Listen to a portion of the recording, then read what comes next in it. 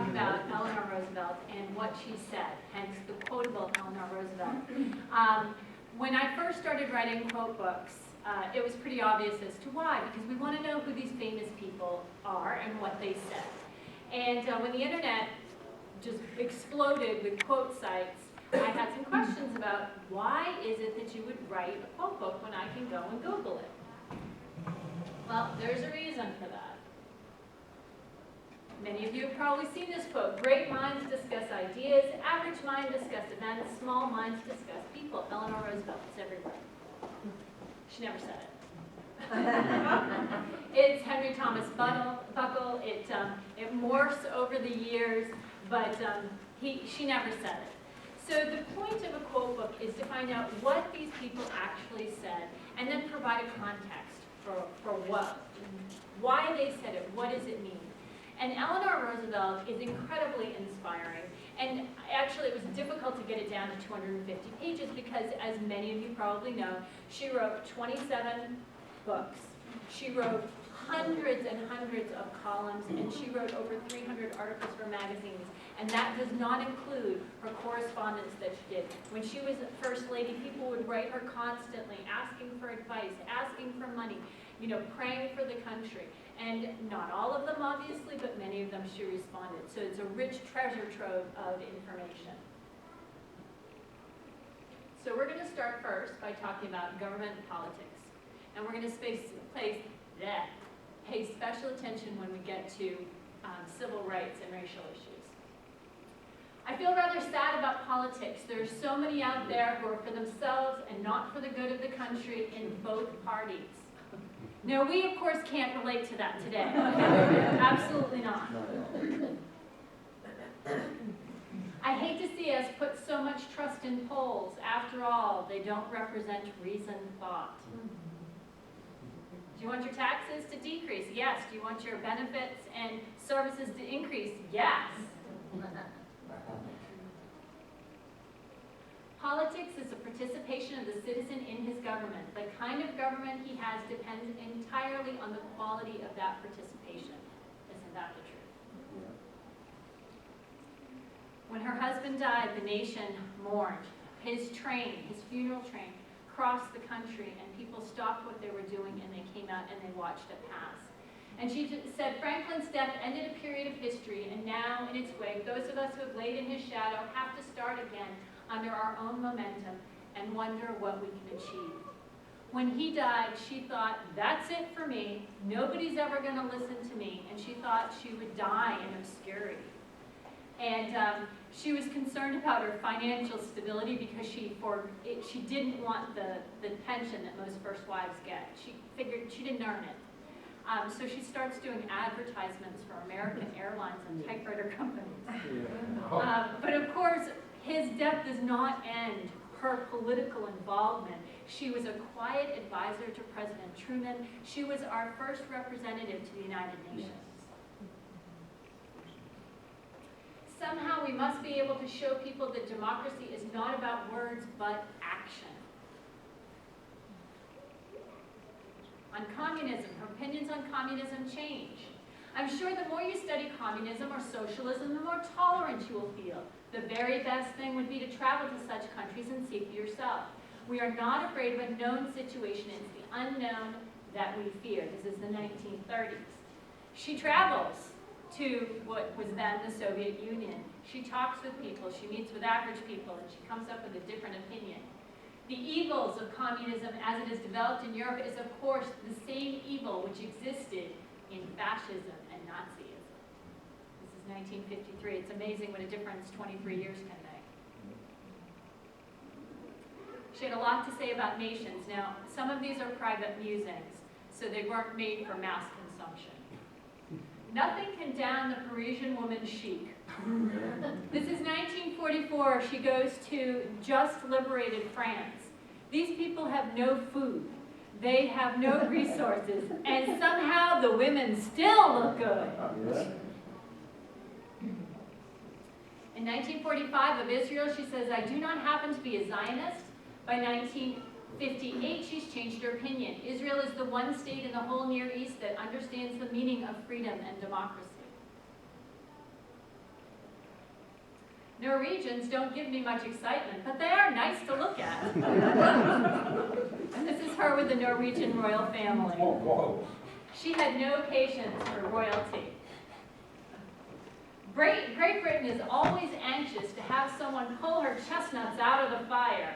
And though I'm very fond of the British individually, and like a great many of them, I object very much to being used by them. This is 1945, the war has ended, the United States comes out as, one of the two superpowers, the Soviet Union being the other, and Great Britain has the nerve to think that they're still in charge. Yeah. And Eleanor Roosevelt says, no, I don't think so. Of the Soviet Union, she said, they have no freedom, we say, but they never had freedom, so they do not miss it. America is not a pile of goods, more luxury, more comforts, a better telephone system, a great number of cars. America is a dream of greater justice and opportunity for the average man, and if we cannot obtain it, all our other achievements amount to nothing at all.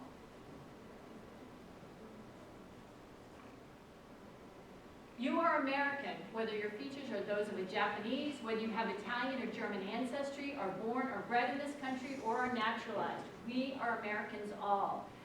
Notice this is 1943. In 1943, where are Japanese Americans? They're in internment camps, which she opposed. In the very beginning, she was convinced that it would be safer for them, and she acquiesced, and she always regretted that. But during the war, she went to these internment camps to make sure that these people were getting somewhat humane treatment. And afterwards, she always regretted that she expressed any support for it. A number of people still think of the United States as being overwhelmingly English, Protestant, and white. This erroneous idea influences their whole outlook. This is in the 50s, folks, in the 1950s. And the woman she is standing next to on her left, my right, that's Mary Mcleod Bethune. She was an amazing woman, an entrepreneur. She and Eleanor became fast friends. And it is largely because of Bethune that in 1938 she goes to Birmingham, Alabama, where I spoke a few months ago.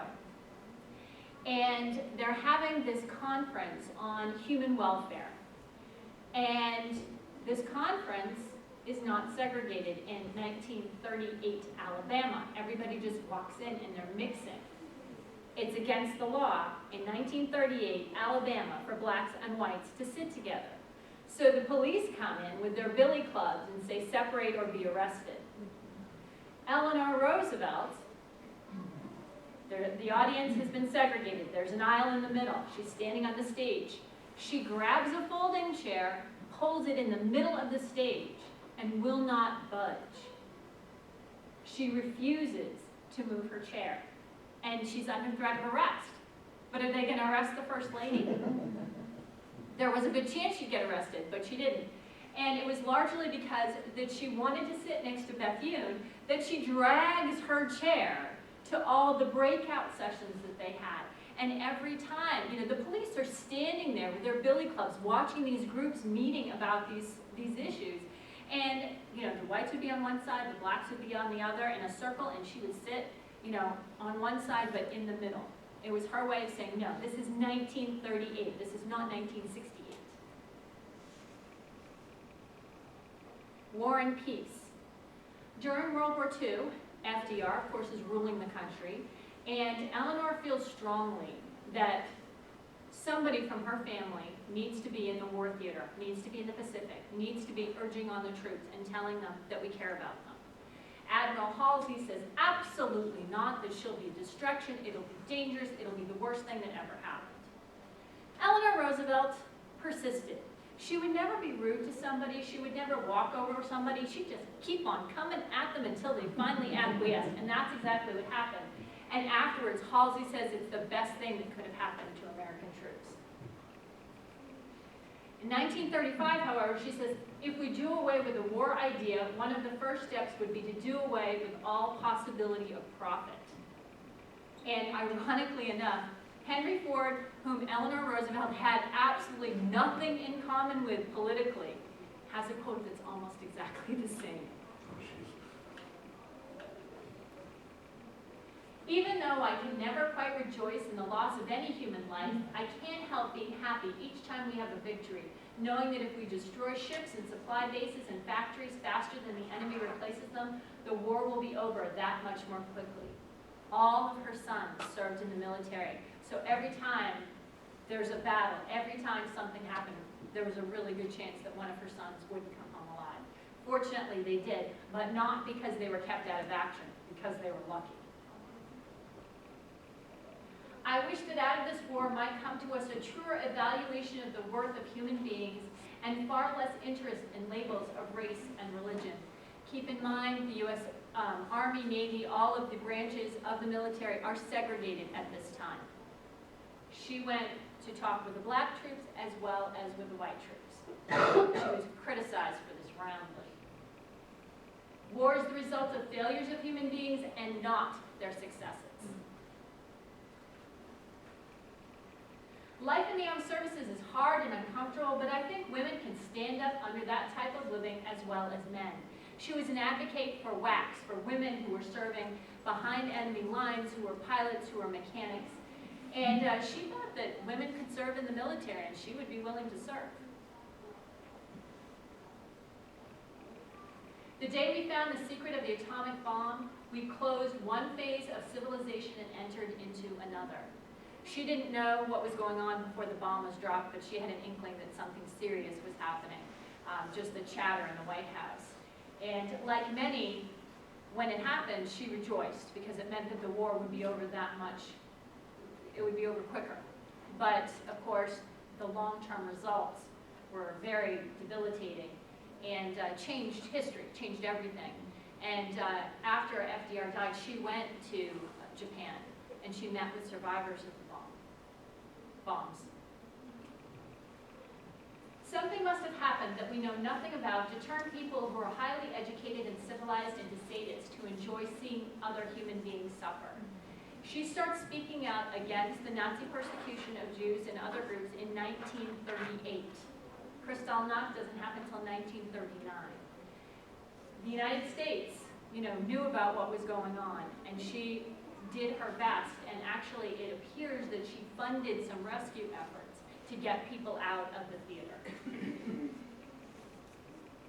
A breach of peace everywhere is a menace to peace anywhere. And she also said, for it isn't enough to talk of peace, one must believe it. And it isn't enough to believe it, one must work at it. And here she is at the United Nations.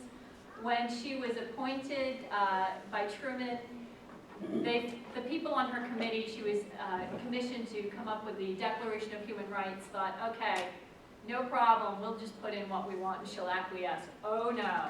She persisted and persisted and persisted because she thought it had to get back to humanity, to the basic element of humanity. On history, Eleanor Roosevelt taught history at an all-girls school in New York, and always had an interest in history. I believe strongly that the past must never govern the future. I also believe that we must have the past in mind to help us shape the future. All big changes in human history have been arrived at slowly and through many compromises. This photograph was taken in a mine shaft in Pennsylvania during the Depression. She went to go meet with the mine workers. Her husband couldn't travel the country. She wanted to find out what their lives were like.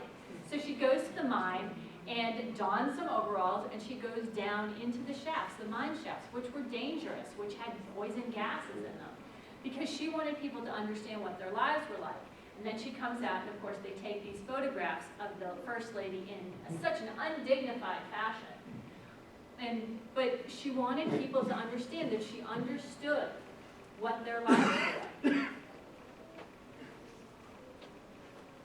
On religion.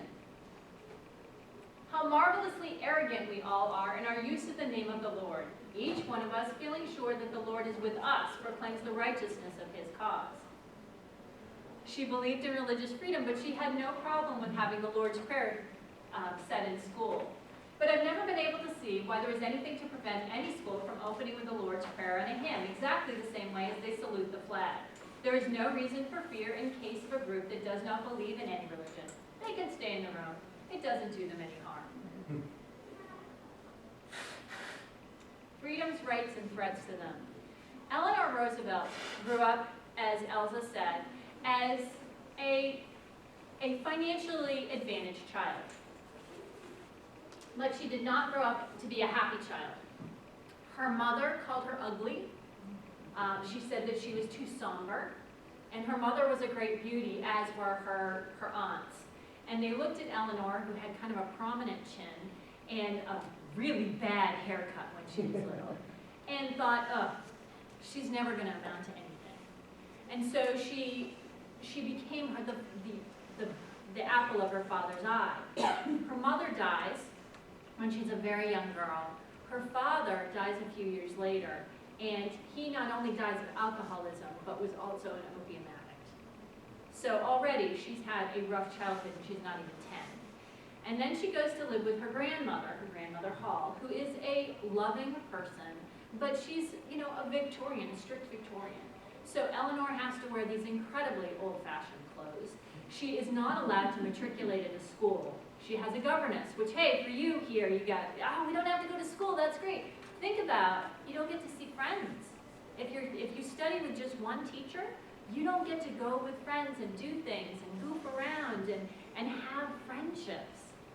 So she grew up very lonely. On top of that, we think there was probably abuse in her home, because at one point when she's living with her grandmother, there's a lock installed on the inside of her bedroom door. So things are rough, but a wonderful thing happens. When she is about 16, she is sent, because her aunt persisted, to Allenswood, which is a school in London. It's a French-speaking school. And it's run by this feminist called Madame Silvestri. And Madame Silvestri sees something in Eleanor Roosevelt and cultivates it, encourages her to do things that in other schools it's not appropriate for. At this time, women were not supposed to argue. They were not supposed to debate. They were supposed to talk about the weather. But Eleanor is taught to debate. She's taught to think critically. She's taught to look at political issues, to look at social issues. She even travels with Madame Silvestri, and Madame Silvestri gives her Baedeker, which is like today's, like a travel guide, and says, here, you plan our route, you pay for everything, with this budget, trains, everything. So she's treated like an adult, and she blooms. And she always says that she was never very popular and never very well liked in her life.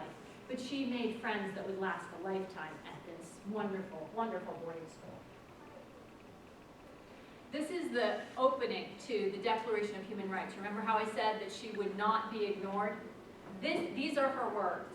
Where, after all, do universal human rights begin? In small places close to home, so close and so small that they cannot be seen on any map of the world.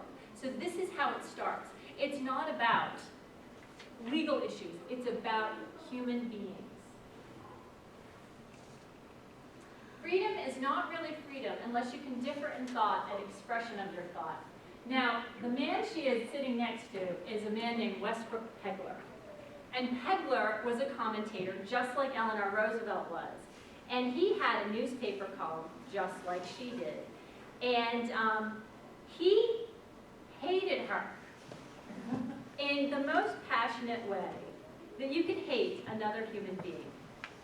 And he criticized her on levels that it's even hard to imagine. Let me get the quote.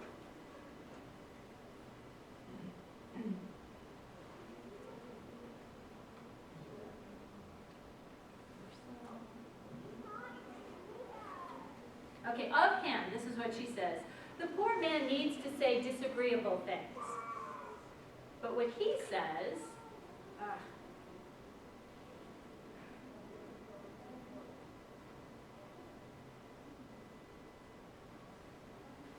here we go. He says, this woman is a political force of enormous ambitions. Remember, women were not supposed to be ambitious.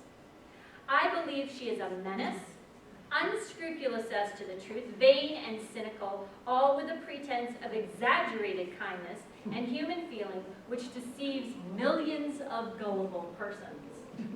And she says he just needs to say disagreeable things. But she invites him, even though he's so nasty to her home, and look, he's giggling with her. Freedom makes a huge requirement of every human being. With freedom comes responsibility. For the person who is unwilling to grow up, the person who does not want to carry his own weight, this is a frightening prospect. One thing is sure, none of the arts flourishes on censorship and repression, and by this time it should be evident the American public is capable of doing its own censoring. So when there are laws that establish what can and cannot be said in movie theaters and in movies, Eleanor Roosevelt says, we can make our own choices. Eleanor Roosevelt was an inexhaustible worker. She would routinely get up at 5 o'clock in the morning, get some kind of exercise, whether it was horseback riding and walking. She would have 3 or 4 speeches in a day. She'd have a luncheon. She'd have an evening event. And at night, at 11 o'clock at night, she would still be responding to letters that she got in the mail. And then she'd do it all again the next day. And she did this all of her life. And she was almost never sick. It's not more vacation we need, it's more vocation, more work. This silly idea that there is a division on housework seems to me foolish. The kind of man who thinks helping with the dishes is beneath him will also think that helping with the baby is beneath him. And then he's certainly not going to be a very successful father. This is 1946, folks. Dads should be involved in their kids' lives. The only thing that can be done to help any workers to obtain proper working conditions is to get better wages, is to organize. Eleanor Roosevelt would not cross a picket line, and she was arrested on 2 occasions where it was perceived that she was facilitating or involved in labor movement actions. The arts, literature, leisure. That is the great power of the artist, the power to make people hear and understand through music, literature, or to paint something which we ordinary people feel but cannot reveal. The rest of us can't enunciate what we see, but these people can. Writing is an art, and like all art, it constantly dangles before you the chance to do better, and so you can never be bored. This is the author of 27 books. Education and learning. I think that we make a very serious mistake in education when we are terrified the minute anything is mentioned that we might think is a dangerous doctrine. It would be much better for youth to discuss any question in the world today with older people so that they can have 2 points of view. And this is in response to communism. This is just when the Red Scare is taking off and people are seeing communism under manholes and in supermarkets and everywhere. And she's saying, hello, let's talk about what we see instead of just telling young people to stop talking. Our interpretation of education must never be so narrow that we lose sight of the fact that learning to read on an empty stomach or with eyes that are overstrained because of lack of proper glasses is not real education. This is a boys' camp that is very near her Hyde Park home, and every summer in the 1960s, she would go and read to the boys, and they would sit in her lap and play with her hair. She always wore a hairnet. It drove her secretaries crazy because it was really not very attractive. Learning about other people does not mean that of necessity one must emulate them. It does mean one will have a better understanding of their motives and reactions, and therefore will be a better neighbor. Now, during the war, she traveled all over the world, and she ends up in New Zealand. And in New Zealand, this is how people greet each other. So she greeted the same way back by rubbing noses. And oh man, you should see the newspaper articles about the undignified way in which the First Lady behaves. One of the best ways of enslaving people is to keep them from education. On gender, age, and class.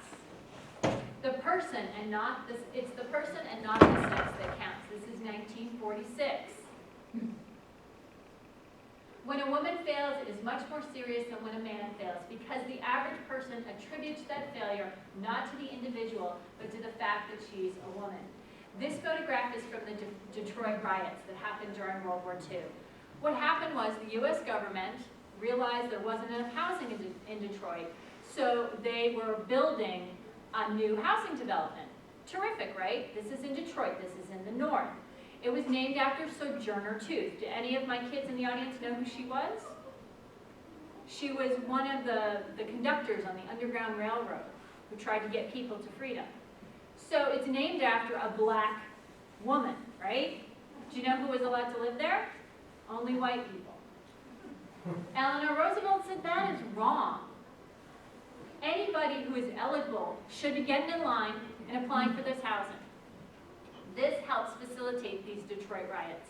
People die, police officers are injured, and everybody blames this squarely on Eleanor Roosevelt's head because the country wasn't ready for this. Women who want to lead must stand up and be shot at.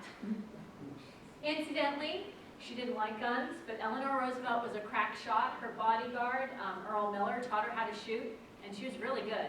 She couldn't drive very well, but she was great at shooting. All women in public life needed to develop skin as tough as rhinoceros hide. I would say that hasn't changed.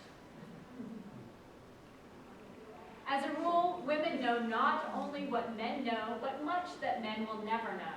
For how many men really know the heart and soul of a woman? Now, does anybody know who that woman is sitting between them? That is Lucy Mercer. FDR is an ambassador. He works for the U.S. Navy. He goes to England, and when he comes back, Eleanor Roosevelt unpacks her husband's trunk, and in it finds long-standing evidence of infidelity. And she confronts him and says, and it wasn't just a one-time thing, this was long-term. Said, if you want to leave, you can. And he stood there and he considered it. And his mother, Sarah Delano Roosevelt, gets involved and says, no son of mine! And they stay together. But this wounds Eleanor to the core. And their relationship is different. There are people who debate about the level of their relationship. They were close, but never as close as they were before. And the ultimate stab in the heart comes. FDR goes to Warm Springs, Georgia, just before he died.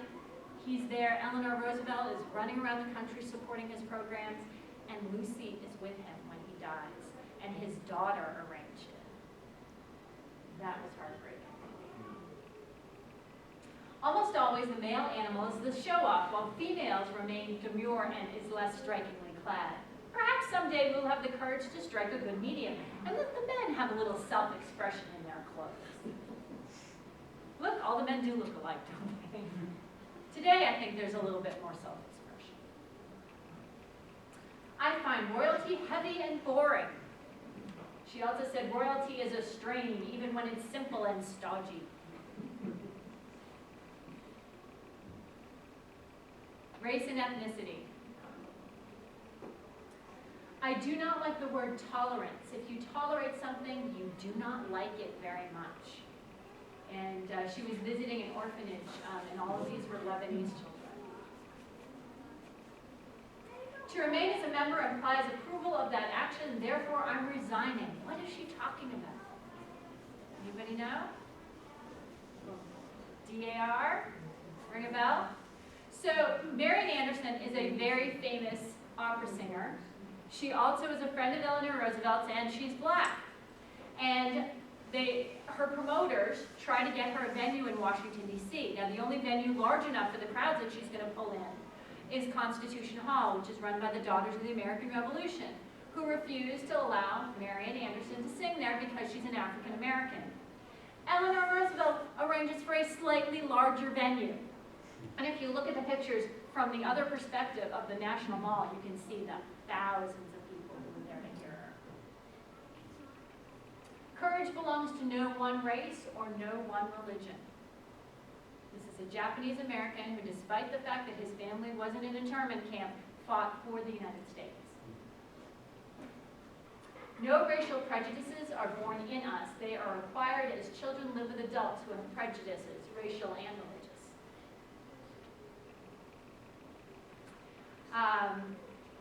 Humanity and human characteristics. Even in our blackest moments, we have to acknowledge that there is something very fine in human beings. After the outbreak of World War II, Eleanor Roosevelt goes to London, where they just had horrific bombing. She's shown the Queen's apartments that have been bombed. She walks through the streets, and this is her reaction. She sees that the British aren't going to lie down for the Nazis, and she really admires them. The more I observe human nature, the more I feel we are all of us perverse. Human resources are the most valuable assets the world has. Courage is more exhilarating than fear, and in the long run, easier. We do not have to become heroes overnight, just a step at a time. Meeting each thing as it comes up, seeing it is not as dreadful as it appeared, discovering we have the strength to stare it down. This redacted document comes from Eleanor Roosevelt's FBI file. J. Edgar Hoover hated Eleanor Roosevelt and did everything he could to investigate her on so many fronts. And the file cabinet is this high, with this long, and there are 4 drawers. It's immense. This redacted document was a threat against her life. She was going to speak in Tennessee to a group that advocated for people working their way out of poverty, and it also encouraged integration. And the KKK threatened to bomb it, and at one point there was also a $50,000 bounty on her head. So the FBI advised her not to go. She went anyway. Every time there was a bomb threat, she went anyway. When asked what she would do if her husband was the object of an assassination attempt, she said, well, I'd step in front of him, of course. Really? It's a brave thing to do, to have the courage to be an individual, but it is also perhaps a lonely thing. But it is better than not being an individual, which is to be nobody at all. And of course, this is one of her most famous quotes, and she actually said it. No one can make you feel inferior without your consent. And she knew that firsthand, because there were a lot of people in her life who made her feel like she was nothing. And she had to keep on persisting and persisting and be her own person. Strength that goes wrong is even more dangerous than weakness that goes wrong. Does anybody know who that is? That's Madame Shanghai Shek.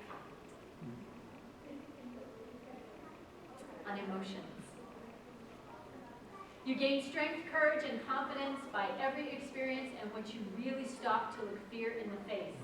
And does anybody know who this lady is with Eleanor Roosevelt? Amelia Earhart. Amelia Earhart. By the way, Quotable Amelia Earhart is up here as well. Eleanor Roosevelt and Amelia Earhart became friends. And at one point, Amelia Earhart stayed at the White House, and over dinner one evening, Eleanor Roosevelt says that she has always wanted to fly. And Amelia Earhart says, okay, let's go. So they drive to Baltimore, they commission a plane, and in evening gowns and gloves and pearls, the two of them fly over the Washington Mall. Incidentally, you cannot do that today, they will shoot you down. Yeah. You must do the thing you think you cannot do. She was very scared of water, so she said that because she thinks that there's something more that she fears. I hadn't known that. She loved flying though. She came down and she said, I have to get my flying license, my pilot's license. And FDR looked at her and said, sweetheart, no. She was a horrible driver. She did so many other things well, but the pylons at Hyde Park have several pieces missing where she hid them. Keep in mind that back then the cars were a lot bigger than they are today.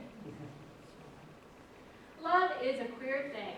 It hurts, but then it gives one so much more in return.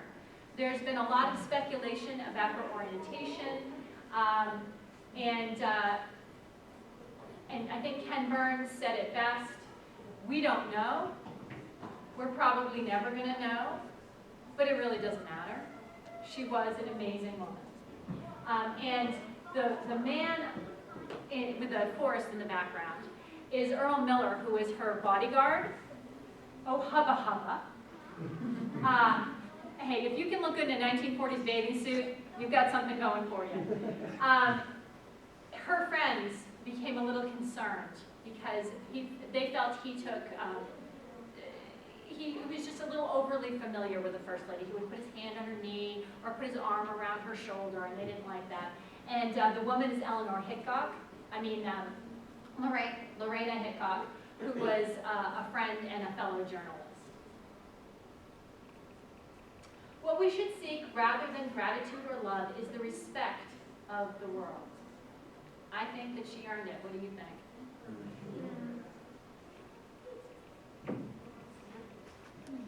All right, questions, complaints, heckles.